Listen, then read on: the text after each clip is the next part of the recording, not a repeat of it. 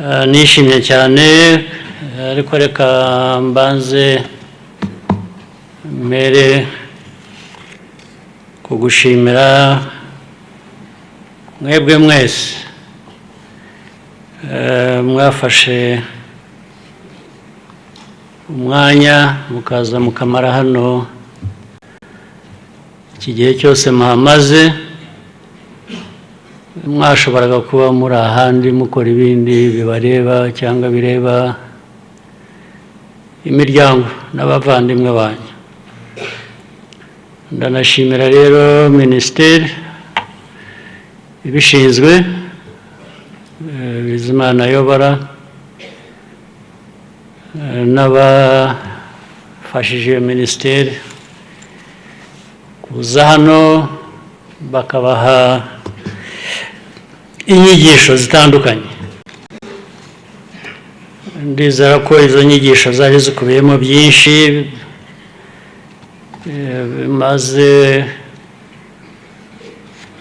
kubajyamo bihagije kandi bizabayobora bikanabagirira n'akamaro mu buzima bwanyu ubwo ari bwo bwose.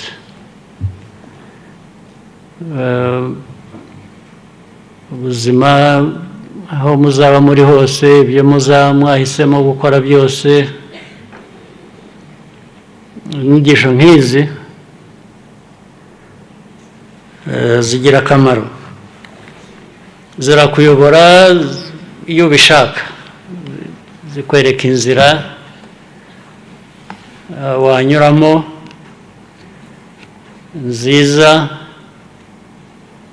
ntuyobe ngo ujye muri ya nzira Bizimana amaze kuvuga. Bamwe muri mwe kandi mwe muracyari batoya bahuye nabyo bikabagiraho ingaruka. Buriya bigira ingaruka ku buzima bw'abantu igihe kirekire. Hari ibyo by'ubuyobyabwenge, by'ibiyobyabwenge cyangwa iyindi mico nayo yangiza ubuzima, igakoresha abantu ibintu igihe kitari byo, cyane cyane igihe kitari cyo, cyangwa se gukora ibitari byo. Ibyo byangiza ubuzima bw'abantu. Ubu nagira ngo ntarakomeza mbanze mbabaze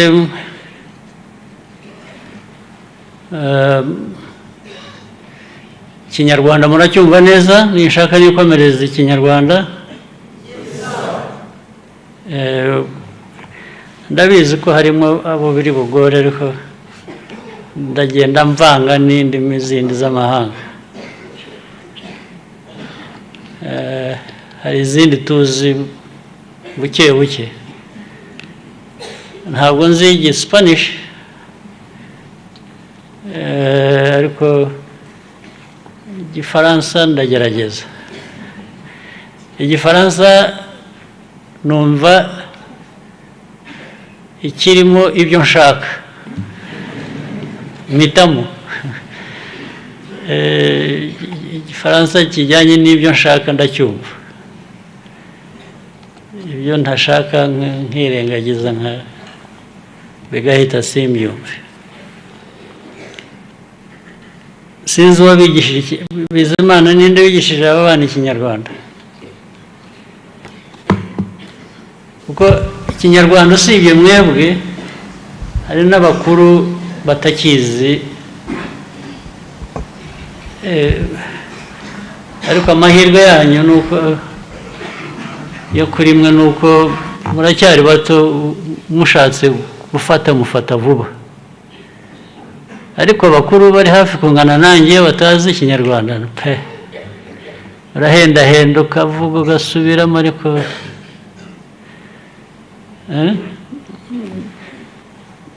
muzabashyireho porogaramu rwose bajye bagira,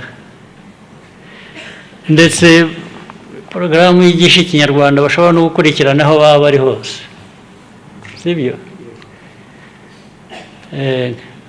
Nka biriya byo kuvuga, buriya yagerageje, buriya numvise ukuntu avuga, agomba kuba nta n'ijambo na rimwe yari azi mbere y'uko wenda aza hano. Biriya byo kuvuga cyane ntabwo ari cyane, ntabwo ikinyarwanda cyane kibaho. Icyo ni ikinyarwanda cy'ahandi, cyo hanze y'imipaka, bavuga cyane, cya, urabyumva? Cya na ca murumva itandukaniro?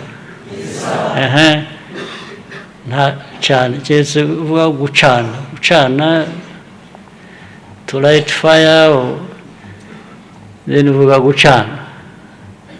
Ariko ibya cyane ni cyane.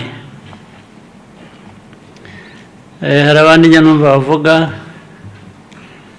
ntago, nta ntago ibaho, ni ntabwo,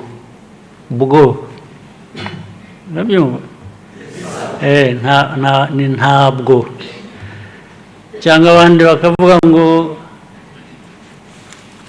guhereza, ngo namuhereje, yampereje. Urwo ni ururimi rundi rw'ahandi rutari urw'ikinyarwanda. Uvuga guha umuntu,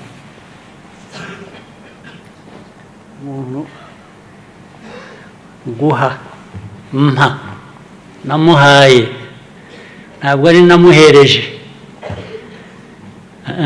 Icyo ntabwo ari ikinyarwanda, ni ikinyarwanda cyahinduwe gituruka hirya no hino hanze y'u Rwanda. Guhereza, nta guhereza.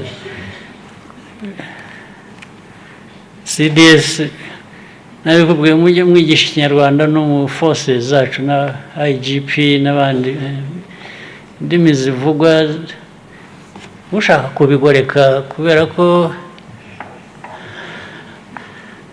ashaka kumvikana muri ba bandi ba vibes, bakunda vibes. Icyo ni ikindi kibazo, ntabwo nakijyamo, ariko bajye banoza. Ariko numvise mubagejeje kure, numvise bavuga, bazi no gusakuza, ndetse banza bazi no kwivuga. Nigeze kumva ibyo wavugaga mu kanya, kwivuga murabizi? Maze kumenya ikinyarwanda biragenda biza, ubwo mukomerezaho. Ibyo rero reka mbishyize uruhande. Ibijyanye n'itorero mwabivuze, murabyumva, ni byiza. Itorero ibereyeho kugira ngo abantu, cyane cyane igihugu cyacu, nitwe bireba, nitwe twabihisemo, abantu bahure, bige umuco, bige indangagaciro, bige ibintu byinshi bitegura abantu guhangana n'ubuzima butandukanye aho waba uri hose ku isi. Ugahangana n'ibyo ushingiye ku muco wahawe n'igihugu cyawe. Umuco burya umuntu, umuryango, igihugu bibaho bishingiye kuri kamere y'uwo muntu, umuryango n'igihugu. ibyo rero kugira ngo bigende neza ndetse bigirire akamaro abantu ku giti cyabo, bigirire akamaro imiryango, bigirire akamaro igihugu, bibamo inyigisho, bibamo ubwenge, bibamo kumenya. Abantu bose bavukana ubwenge. Ku bwenge ukubakiraho kumenya. Ubwenge bwaba bukurimo butuma umenya iyo ushakishije kumenya. Nanone kugira ngo bifate biterwa n'abantu guhitamo. Urahitamo. Ni nk'uko mwahisemo kuza hano. Ubu mwaje hano kubera ko mwahisemo. Hari icyo mwashakaga. Ntawabakoreshejeho ingufu kugira ngo mube muri hano. Nimwe mwabihisemo muraza. Ufite icyo mwashakaga. Uko gushaka rero mwashaka kumenya. Mwashaka kumenya ibibareba, ibireba abantu n'ubuzima bwabo, ibireba umuco, ibireba imyifatire ituma abantu batera imbere uko bikwiye, amajyambere.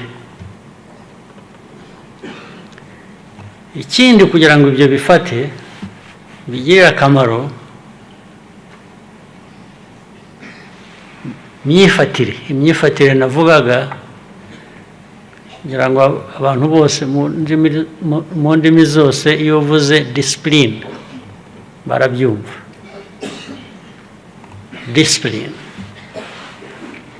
Discipline ni ngombwa. Discipline niyo iguhitishamo icyo ushaka nuko ugikora n'impamvu. Ndetse discipline ikakuyobora, gatuma muri kwa guhitamo ugira ibyo uhitamo bizima. Kubaha, kwiyubaha,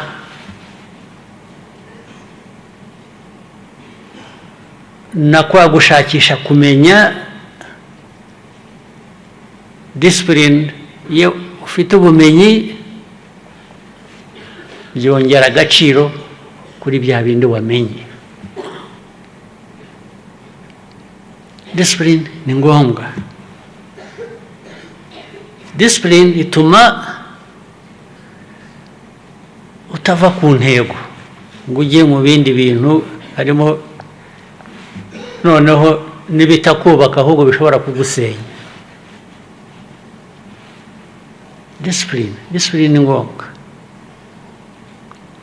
Buriya niyo mpamvu no kuza kwigira hano muri aya mahugurwa muri iri torero, uko mumeze, uko ibyo mwavuze mwize muri hano n'iki, ni ibigushyiramo discipline. Ubishaka rero bimugeza kure. Ubisuzuguye ntabikurikize uko bikwiye, wenda bikugeza hafi bikarangira. Ariko discipline cyane cyane mukiri batoya mwebwe rero. Iki gihugu cy'u Rwanda n'Abanyarwanda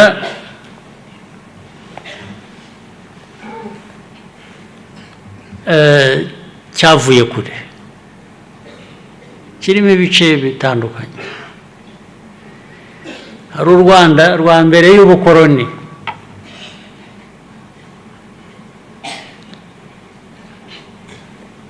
ndetse u Rwanda mbere y'ubukoroni njye nibwira ko ruruta u Rwanda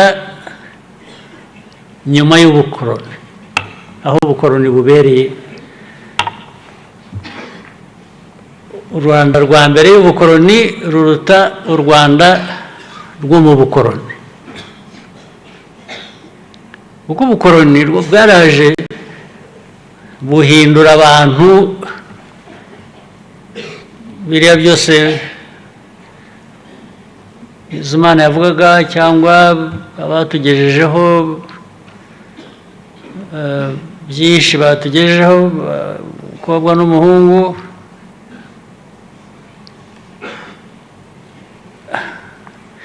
biriya byo gusakuza, byo kwivuga, byo guhiga, biriya byubaka abantu. Ubukoroni bwaraje burabisenya. Turabyemera, ibintu byiza nk'ibyo birabura, tujya mu bindi. Ibyabo baje kudukoroniza.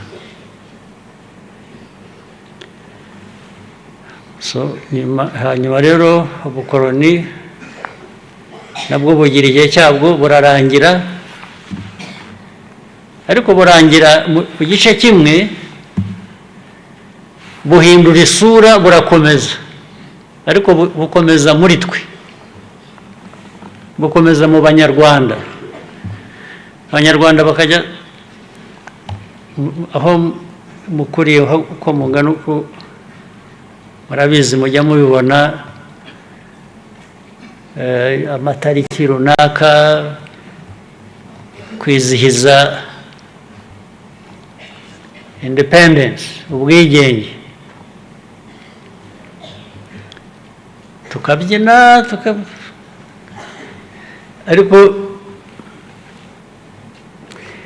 iyo usesenguye neza n'ibintu byinshi, no muri uko kwishima, muri uko kubyina n'iki, akenshi abantu bavuye kuko Abanyarwanda bishimaga, ukwishima bagushyiramo ubukoroni, ibyo bwabasigiye. Ibyo nabyo reka ndeke kubitindaho. Ubukoroni nyuma yabwo ibyabaye murabizi, n'ibyo byabayemo ibi minisiteri birebana n'iby'ubumwe, ubumwe tugerageza kubaka bwasenyutse icyo gihe cy'ubukoroni. Noneho rwose gusenyuka bishimangirwa n'abagiyeho, abayobozi bikurikira ubwo bukoroni. Ndetse hanyuma habaho kwibohora, habaho liberation, nayo mwarayumvise. Bamwe muri mwe yatangiye cyangwa yabaye mutaravuka, mwavutse muri liberation cyangwa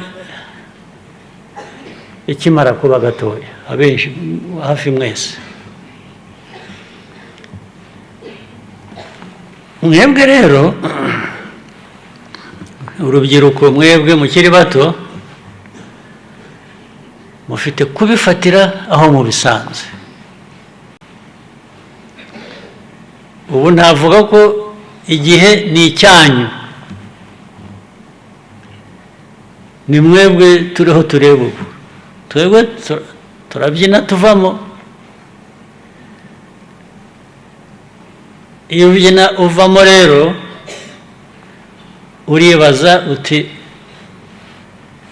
ukurikiye ninde, ameze ate? Sibyo? Yes. Twebwe ubwo tubyina tuvamo, tubyina tuvamo ariko tureba imbere yacu tuvuga ngo ariko hameze hate, hazaba hate, hazabeshwaho nande nande. Icyo gisubizo ni mwebwe,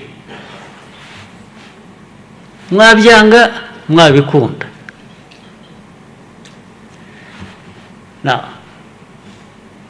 Nimubyanga rero imbere hazaba habi, ndetse namwe mwabyanze bibagireho ingaruka.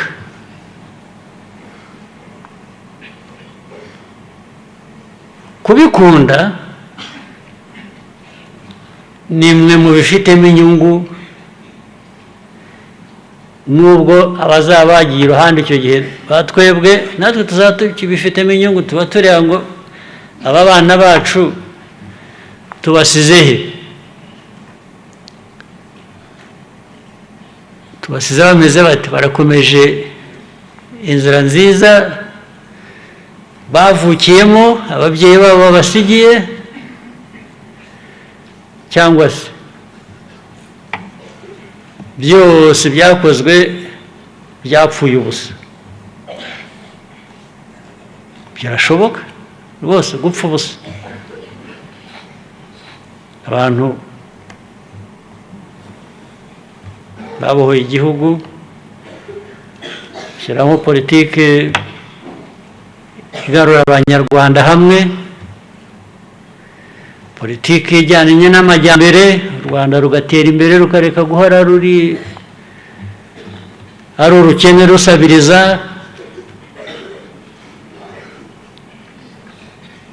Byinshi ubuse mwebwe muzabireka bigire bityo bibagwe hejuru? Ntimuzabikore rwose, ndabasabye. muramenye mutazakora ishyano.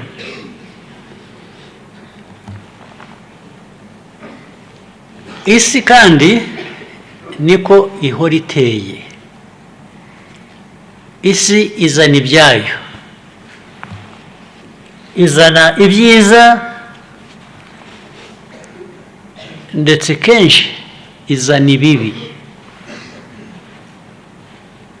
Iyo izanye ibibi rero igasanga abantu bari aho batagira disipurine,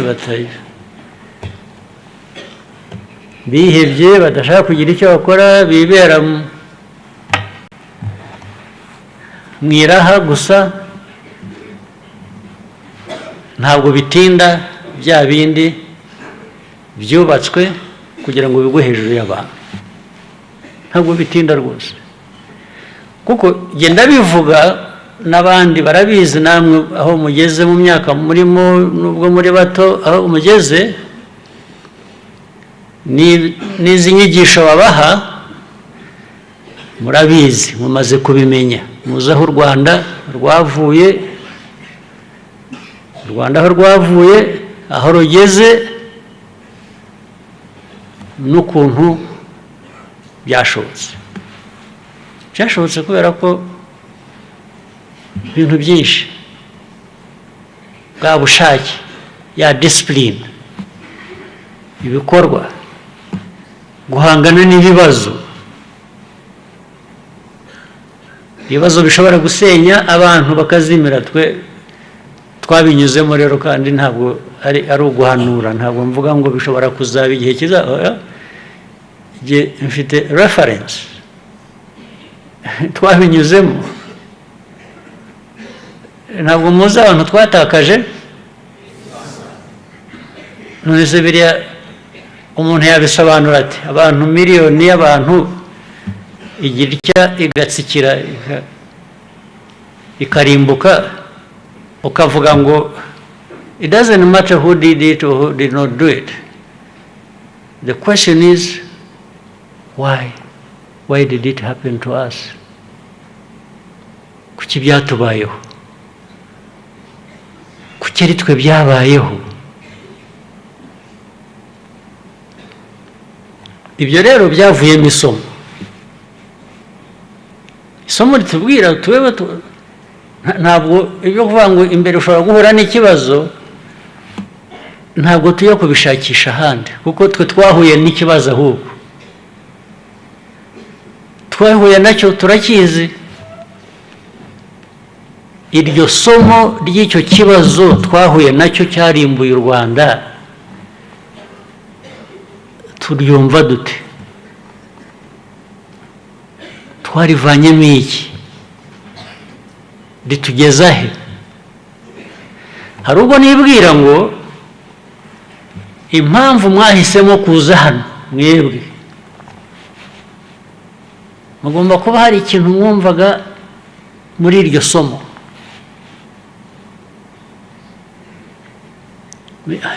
harimo ayo mateka avuga ngo aho dukomoka iwacu muri karande yacu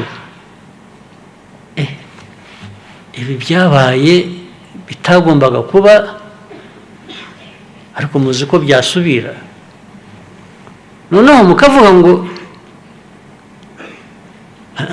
ntabwo bizasubira reka tugende tujye hariya badusobanurire iby'ayo mateka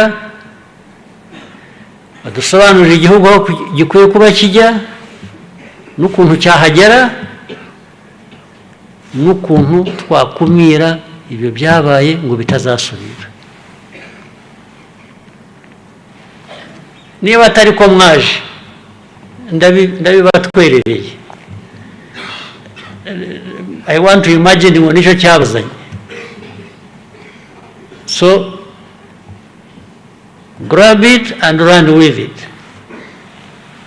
don't waste time muvuga uti burya nibyo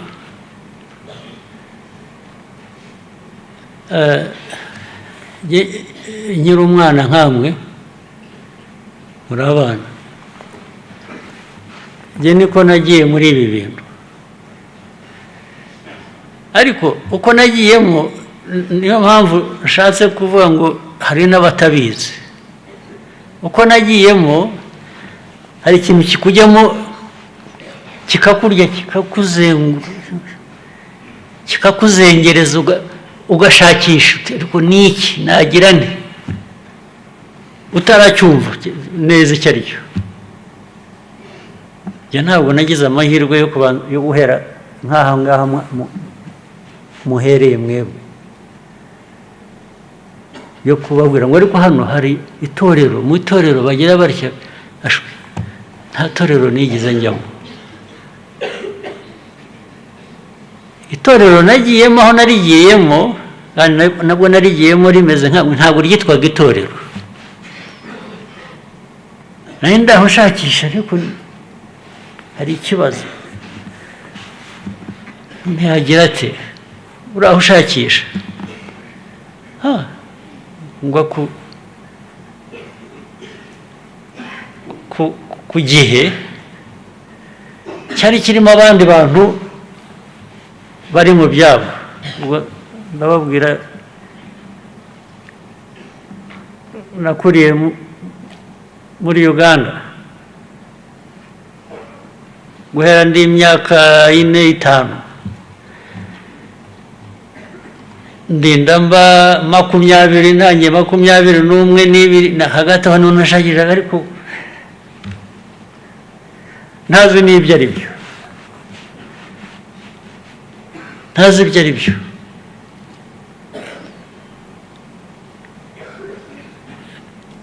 ko yande ba 23 uza guhura n'abantu bavuga bati dufite ikibazo cyacu tugomba kugikemura bamwe muri twe turabegera turabasanga kugira ngo tumenye abafite ibibazo nk'ibyacu babikemura bate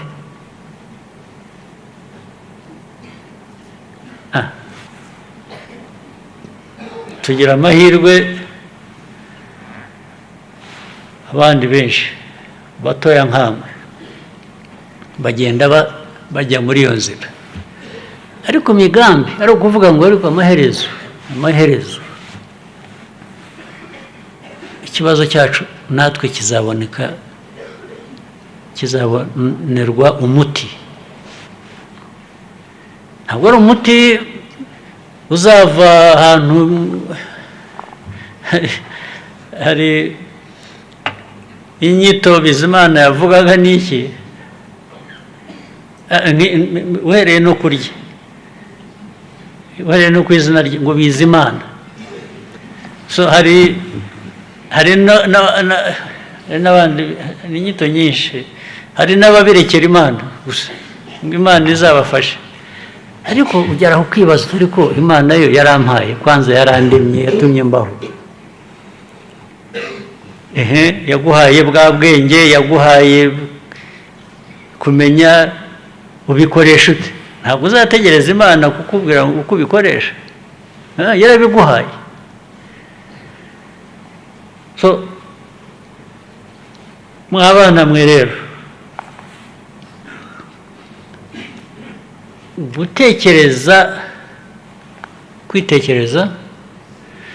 gutekereza imiryango yanyu, gutekereza ubuzima bwanyu n'ubw'igihugu bitangira kare, bihera kare, bihera ubu ngubu.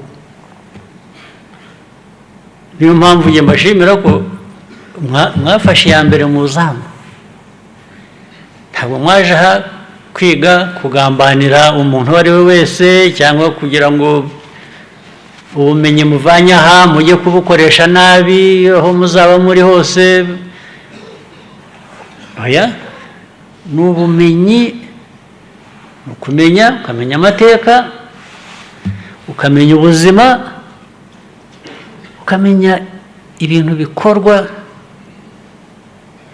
kugira ngo bikurokore, bigukize ikibi, bikize igihugu cyawe, bikize umuryango wawe, bigukize wowe ubwawe.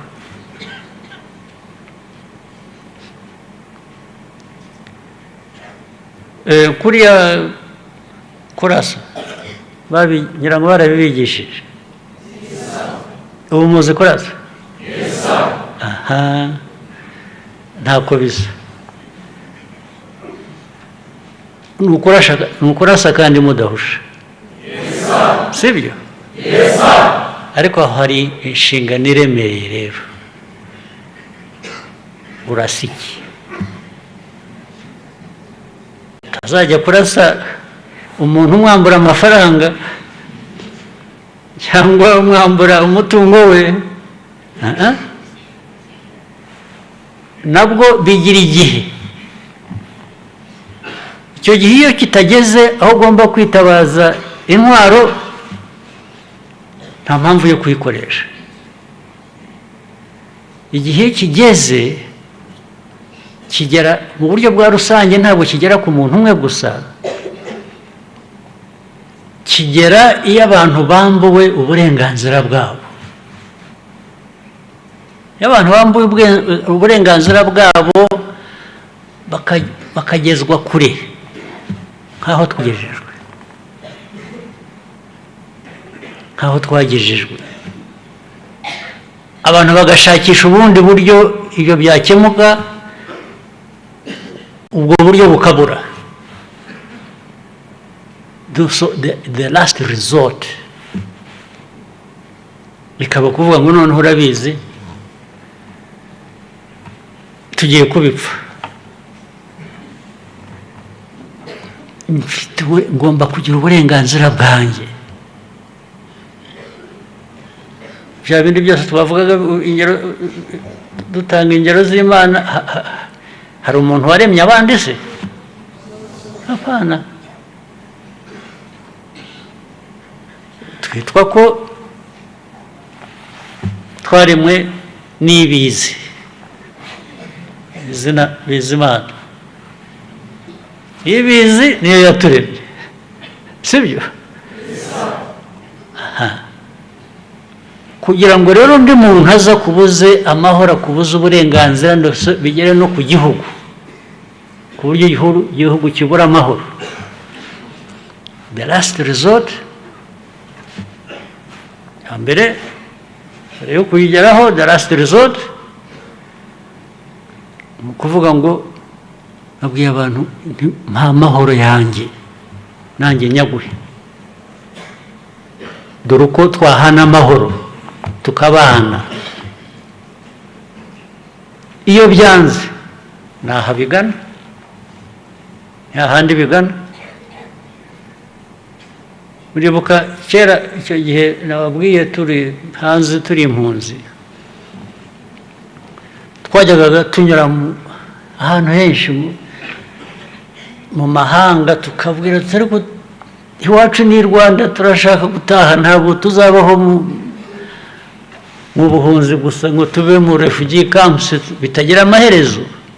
Babaza ariko twakoze iki, habaye iki? Rimwe na rimwe abo bakaza bakavugisha leta yari iri hano, leta ikabasubiza ngo ariko ngo igihugu ni gitoya, abo ngabo bagumiye ntabwo babona aho bajya, ngo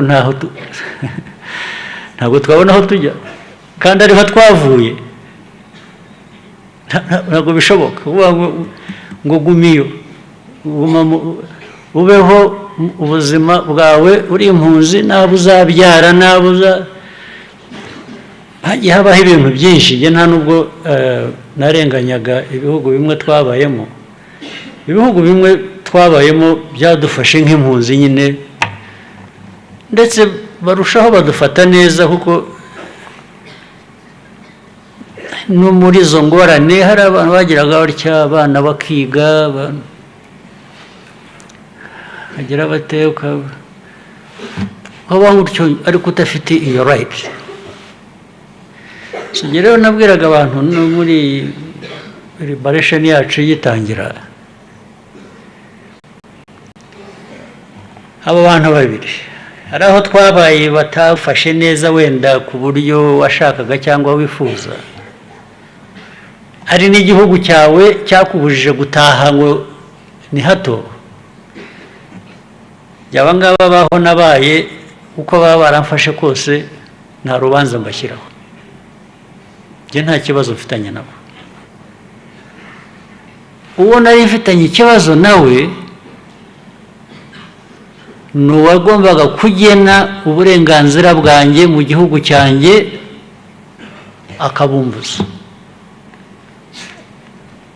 Uwo twagombaga guhangana, niko byagenze. Ntabwo najya gushoza intambara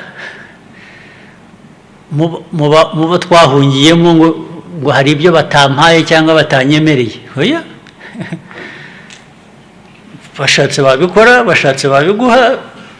Niyo wavuga ngo ntabwo ari byiza, byaba atari byiza, ariko nyirabayazana ni uwakubuje amahoro mu gihugu cyawe, sibyo? Yes. Rero kuba muri hano nicyo mu byinshi mukwiye kuvana hano, icyo kirimo kumenya uko uharanira ibyawe, uko uharanira uburenganzira bwawe, uko wiha agaciro wowe, ukamenya ngo ndi umuntu wundi. Ntabwo wowe uza kuza kumbwira ko ngomba kubaho, cyangwa uko umuryango wanjye ubaho, cyangwa uko abanyarwanda babaho. Wowe urabimbwira nkandi, uri umuntu nkanjye, ufite uburenganzira bwawe, nanjye mfite ubwanjye, dufite ubwo duhuriyeho. Ntabwo waba ari wowe ugena uburenganzira bwanjye uko ushaka, ntabwo bishoboka. Mu byo mukwiriye kuvana hano nicyo ngicyo. Ariko ikindi mukwiriye kuvana hano ni ukuvuga ngo bwa burenganzira dushaka, iyo ubufite ubukoresha ute se? kuko twabohoye igihugu turagifite kirimo umutekano, abanyarwanda barasubiranye baba umwe, hanyuma igikurikiraho ni iki? Amajyambere, gutera imbere. Ntabwo twaba twarabonye igihugu ubundi turangiza twicarane nk'uko mwicaranye, umwe yegamira undi, tuganye ngo inzara iratwishe. Oya, ubu kiba gisigaye ni ugukorera igihugu ku buryo gitera imbere. Ibibazo by'ubuzima, ibibazo by'uburezi, ibibazo by'iterambere, ku buryo igihugu, ingero turazifite nyinshi, ibihugu aho byavuye n'aho bigeze n'ukuntu byateye imbere. Bimwe wenda muzabijyamo cyangwa mwabibayemo, cyangwa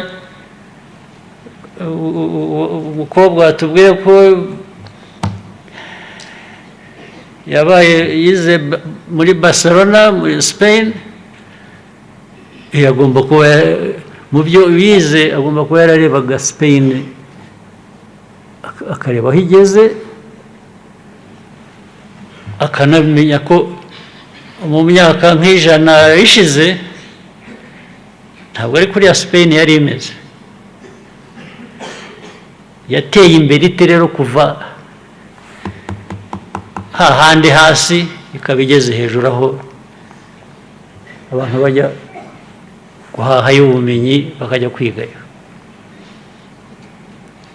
Ibyo ntabwo biba ku bindi bihugu gusa ngo bireke kuba ku Rwanda. U Rwanda rukwiye kuba rutyo, narwo rukwiye kuba, hari aho twacupiye tujya hasi hafi kuzimira, ubu twavuyeyo. Ikitubuza umuvuduko wo gukomeza gutera imbere, tukubaka u Rwanda rudukwiriye, rudushimishije, ni iki? Icyatubuza ni iki? Mwebwe muri aha abana bato, icyababuza ni iki?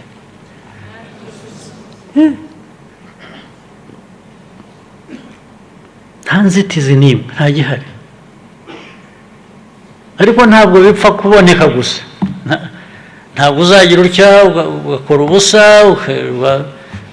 uganya, ukirirwa utya, buri mugoroba ukajya mu nzu ukifungirana ugasenga, ntacyo uzavanamo pe na busa, zero.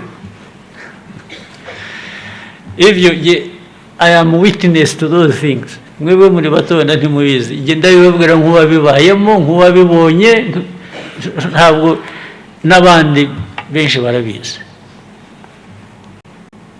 Umunsi mwicaye aho mukaganya gusa, ikindi mukwiye kuba muvanaho ahangaha kijyanye n'ibyo mvuga, be problem solvers. Buri gihe shakisha uko wakwishakamo igisubizo, wihereho, kandi wihereho ufite confidence. Mwakucere ibyo ushobora gutanga ibisubizo bikurimo nk'uko biba mu bandi, kuki abandi baba babifite we ntubigire. So that is the starting point. You must be confident that you have the ability to find a solution or a part of a solution. Naho ugiye gusuka gihora aho, hari abantu babaho batyo, bagahora ba complaining, leta ntiduhe ibi. No. Be part of government, be part of the private sector, be part of any institution that actually that being that part is your right. Uburenganzira bwawe. And then, when you raise questions about certain things, there will always be questions, and you should ask questions. You should raise questions. But don't raise questions in a complaining manner. Complaining means you hold responsible somebody else. It's like somebody else should have provided what you need. Why? Why should somebody else provide what you need? Yes, somebody else can, but it should not be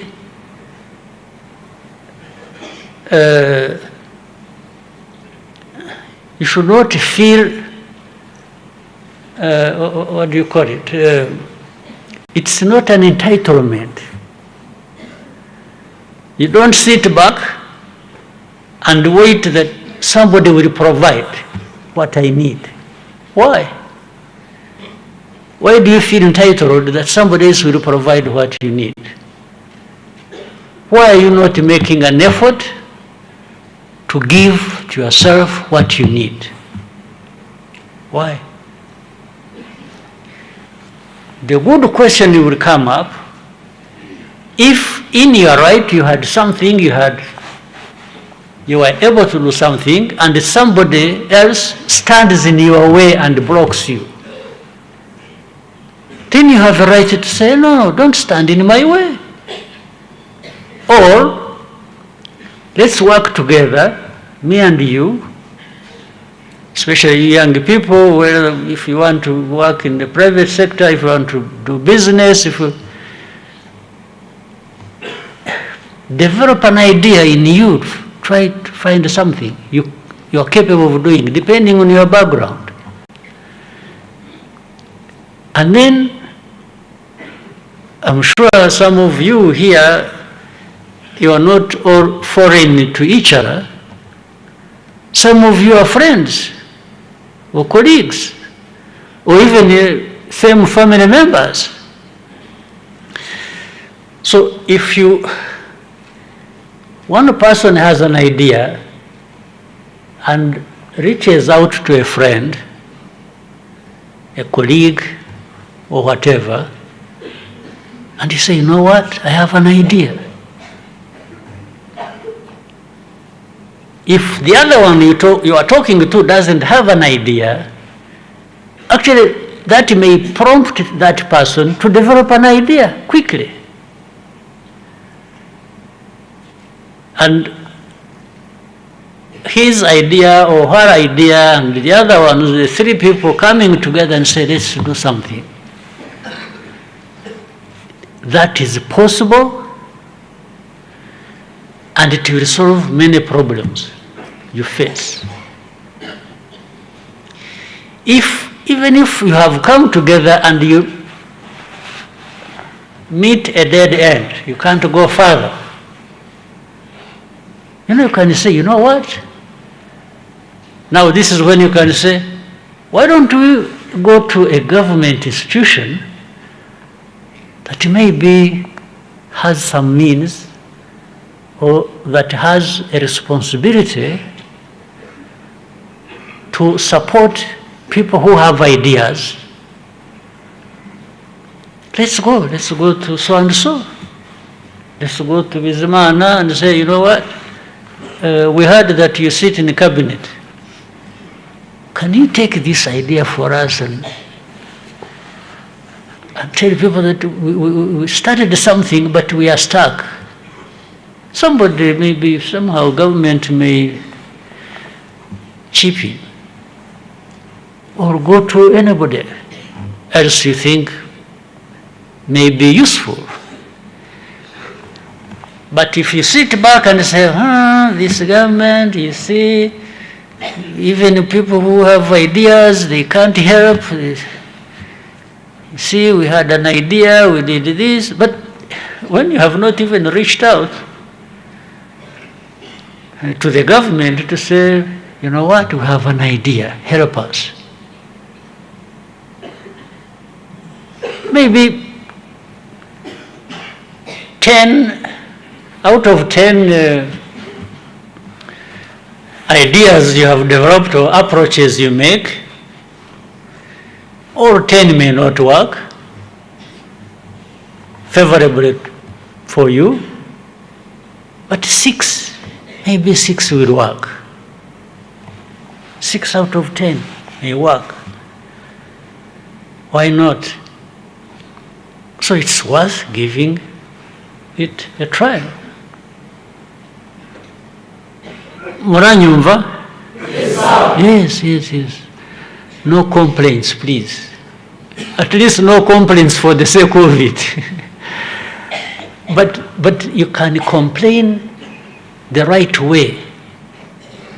You can say, you know, I had an idea, and I think this idea would work if I had this kind of support.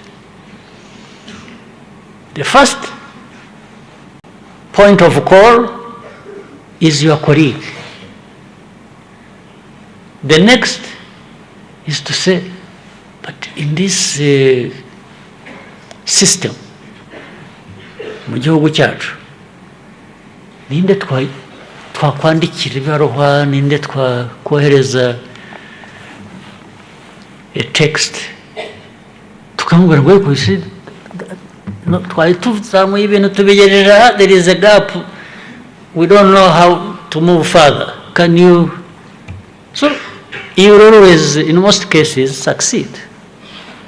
You will get somebody giving you an idea to take it further, or some material contribution that may actually make it work.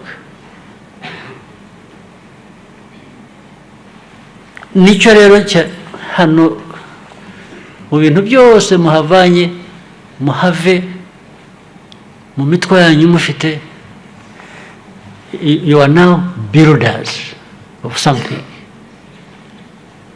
You are problem solvers. You are innovators. And you're also going to contribute to this nation, the national effort.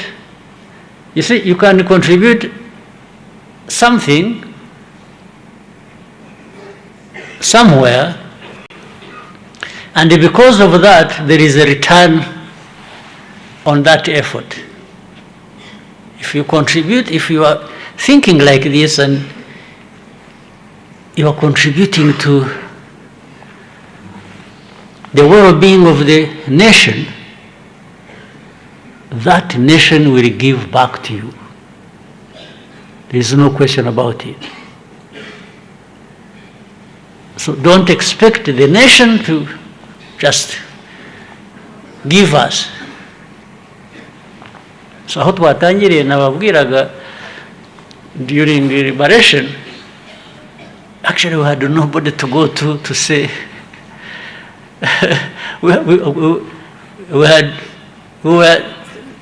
twavuyemo twaragraduatinze on matters of not complaining.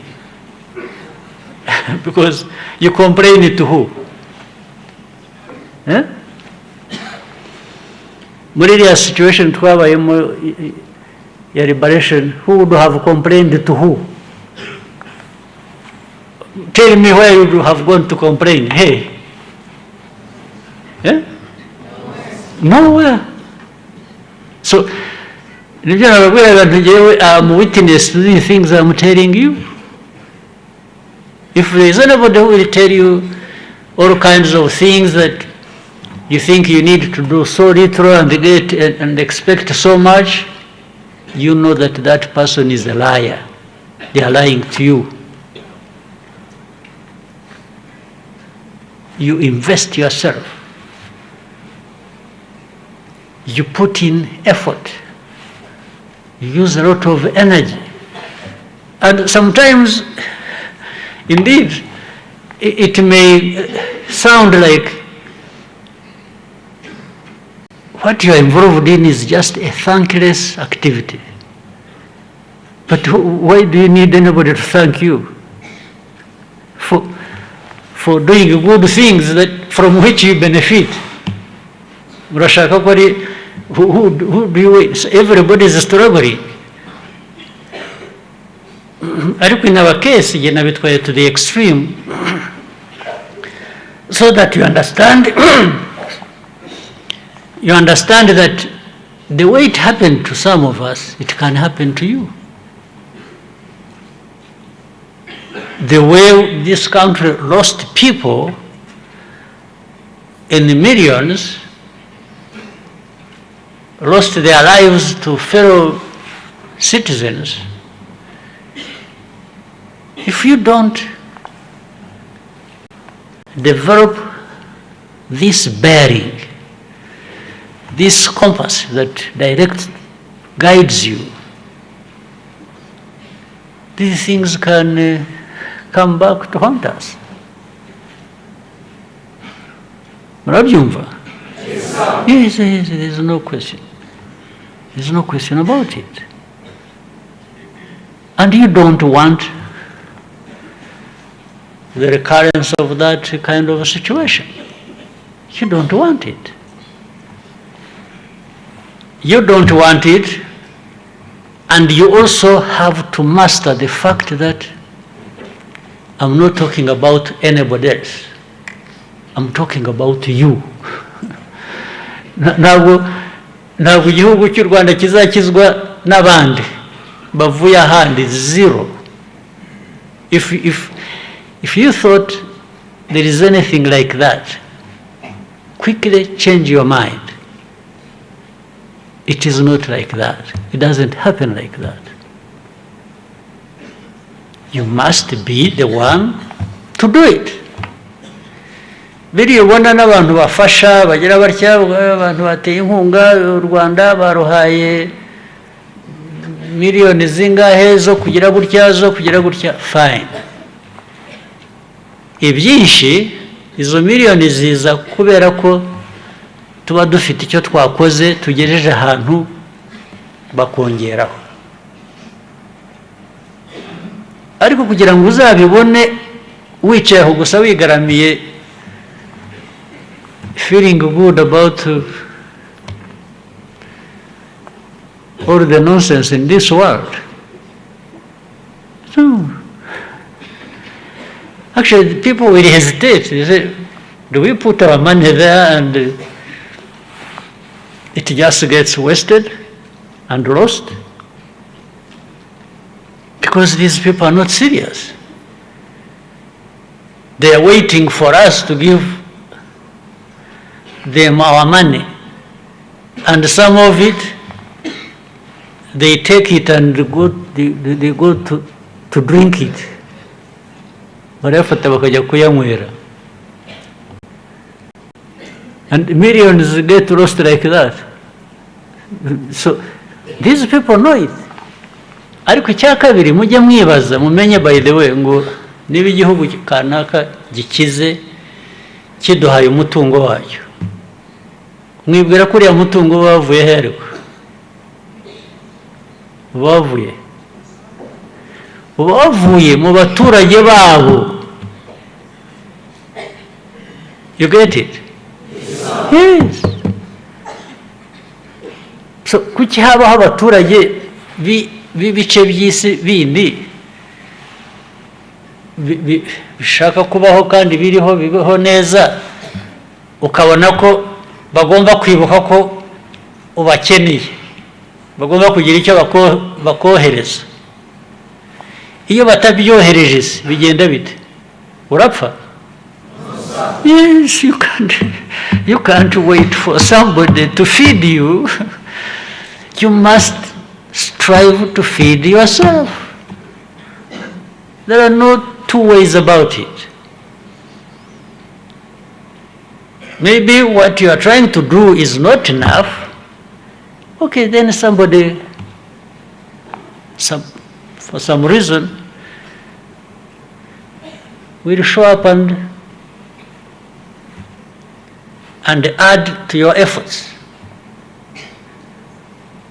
But if you think we shall sit back and expect to be given resources of other countries, of other citizens, first of all, it is a foolish thing. It's absolutely foolish. Of any people who would sit back and expect that somebody will look after them. No, no, no.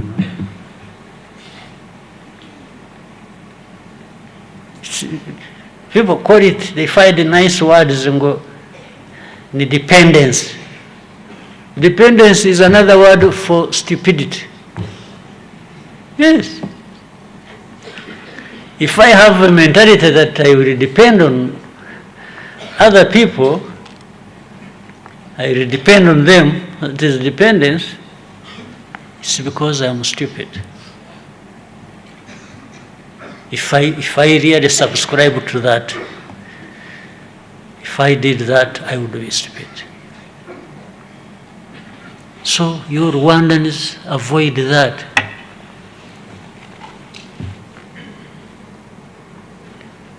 And the time is now. And the people, ni mwebwe. Yes? Yes, yes, yes. Some others have played their part, whether in full or in half, or so it is up to you to come and fill the gap, and then continue beyond that to something else that you deserve. Another level higher than where we have reached this country.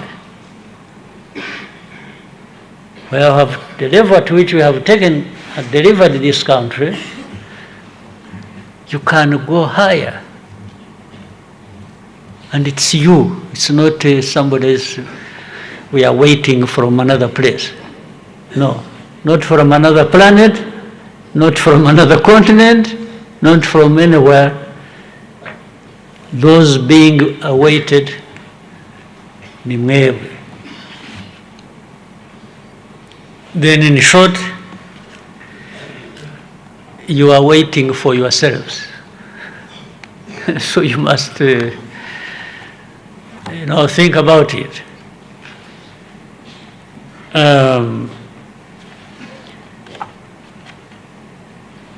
Kuyavuga ntabwo ari ukuyamara, because there will be another time, maybe bamwe muri mwe muzagaruka mu sharing, share experiences,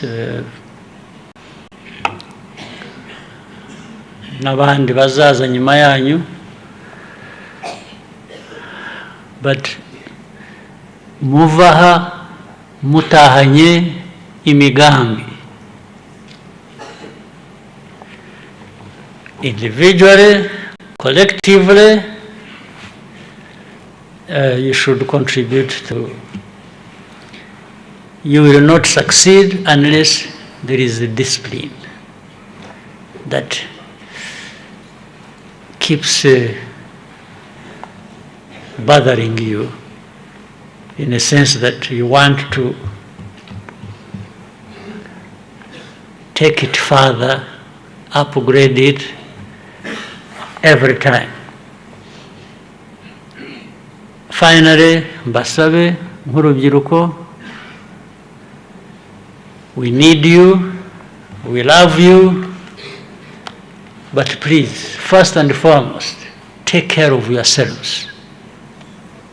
Right? Yes, sir. This religion of alcohol,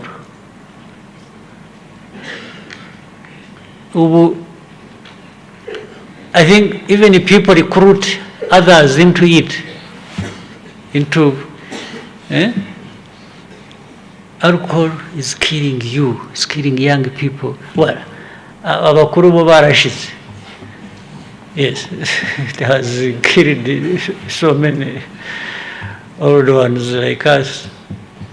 Abandi bari mu nzira basa nk'abananiwe, ariko I want to warn you and beg you that ibi byose tuvuga byabazanye hano imigambi dufite ku gihugu n'iki, this thing will kill you before you realize your ambitions, if you have any, because you must have ambitions first of all. Then don't cut your life short for really nothing. Then hari alcohol, hari ibindi biri hanyuma bindi by'ibiyobyabwenge bikaze bibatumura banywa mu matabi n'ibiki. Urumogi murabwumva? Uwababwiye ko rwamukirije cyangwa rwakirije umuryango we cyangwa rwakirije igihugu ninde? Ndabatumye muzanshakire just one person, only one, I don't want two. Muzanshakire umuntu umwe ushobora gutanga testimony akavuga ko byamukijije. Uwo muntu ni mumuzana, azabanza mpembe wowe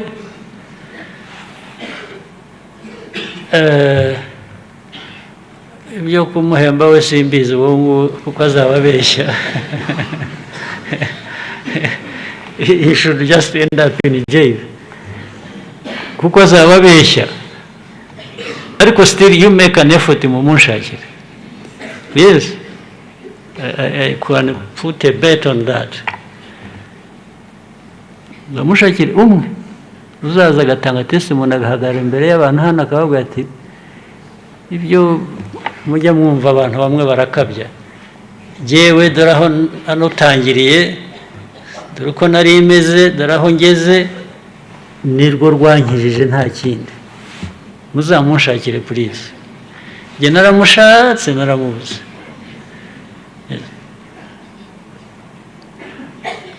So ibintu rero bidafasha ubuzima kuba neza kurusha abantu baba babishaka biki.